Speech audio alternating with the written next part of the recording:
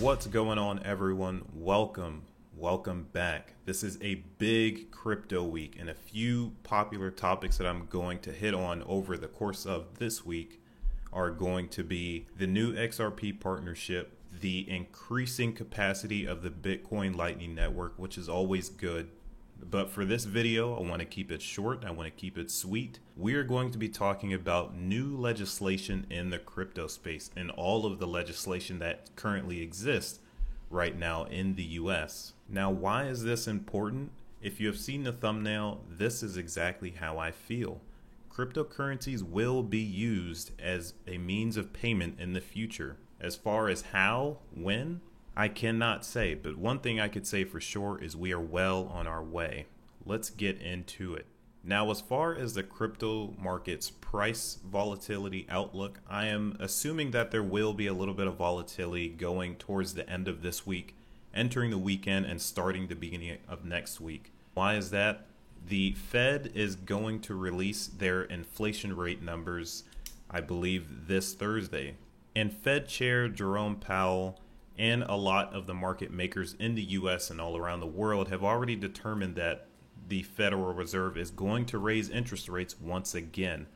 Is it going to be 0.75 basis points? Is it going to be 100 basis points?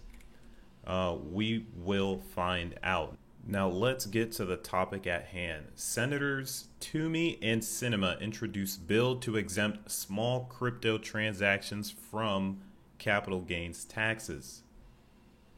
And just to read the quick take here, Senators Pat Toomey and Kyrsten Sinema are introducing a bill aimed to streamline crypto and small transactions. The Virtual Currency Tax Fairness Act would spare crypto users from reporting personal transactions as taxable events.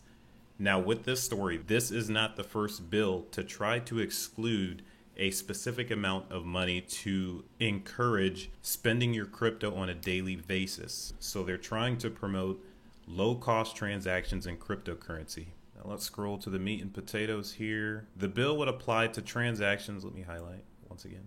The bill would apply to transactions valued at less than $50, with a provision to adjust that benchmark alongside inflation.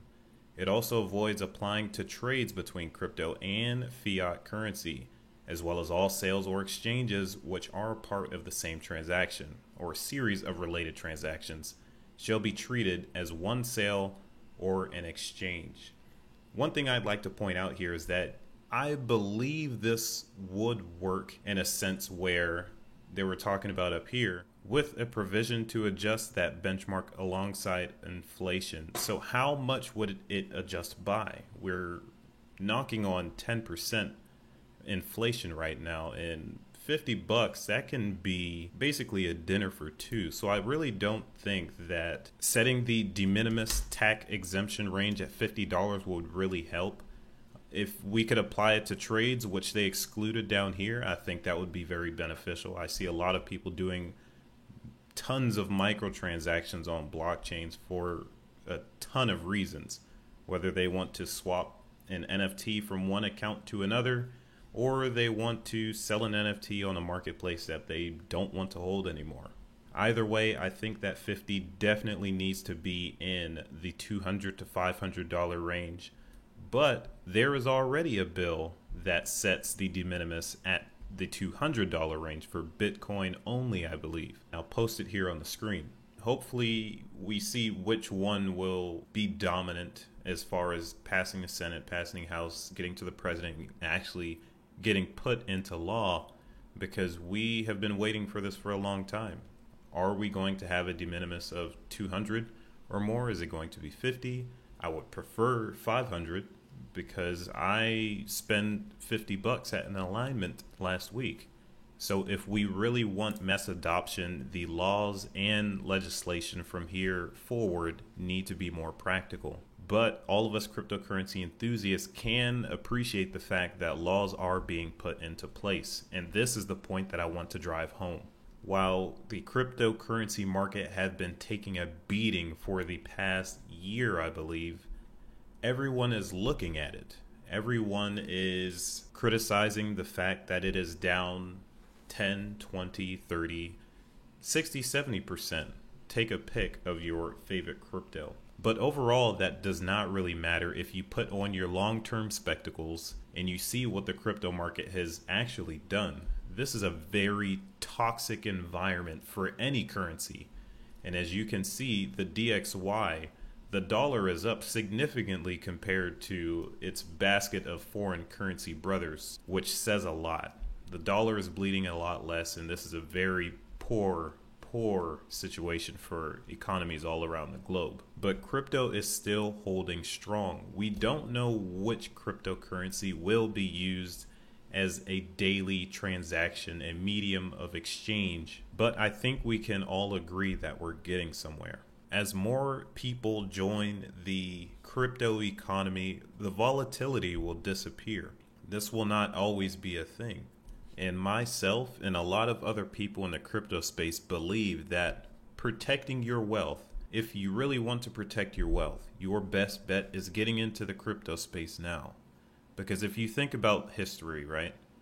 The last time we had a significant change in our monetary policy and the way we conduct finance globally was 1971 or the 1970s, when we moved from the gold standard. There was a lot of distrust between countries, how much gold some held in places and how much countries were actually trying to redeem, whether they were trying to do a bank run on gold and redeem all of that with their dollars, or they were selling it and not disclosing it. But overall, there was a lack of trust, there was high inflation, and the only way the US sought to combat that inflation was remove the gold standard. Here we are at the fiat standard we have today, and it doesn't look good. I think we're ready for a change once again. We are at 40-year high inflation. Economies are not looking well. There is once again distrust. Russia and China are partnering up, but between Russia and all of the G20 allies. So who's to say that the US could pivot really quick towards a cryptocurrency future? A digital future that is not owned by one single entity or person, that has the means of transacting 24/7. There are no business days in crypto. There is no bias in crypto. There's only transparency and the freedom to do what you will with your money. And I can get behind that 110%. Now, just before I end the video, I wanted to take you all to the congress.gov, where there are pending bills for the US. And I just wanted to show how many bills are actually being proposed. We have the Cryptocurrency Tax Clarity Act, the Tax Reform Act, the Accountability Act, the Russia Cryptocurrency Transparency Act, which was enabled to show the amount of transparency of crypto that was being sent to Ukraine in aid for Russia.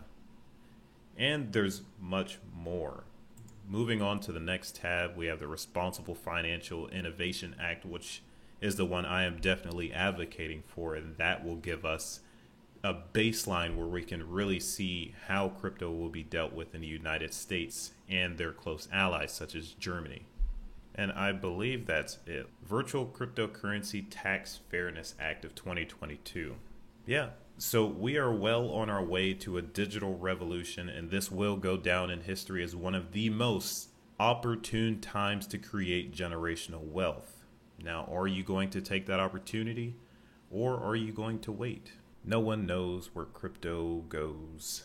And ladies and gentlemen, that will do it for this one. Thank you for listening. Thank you for watching. If this is something you like, if this is a community you would like to join, go ahead and check my socials down below. Hit the like, hit the subscribe, and also hit the bell so you can get notified every time I come on the net.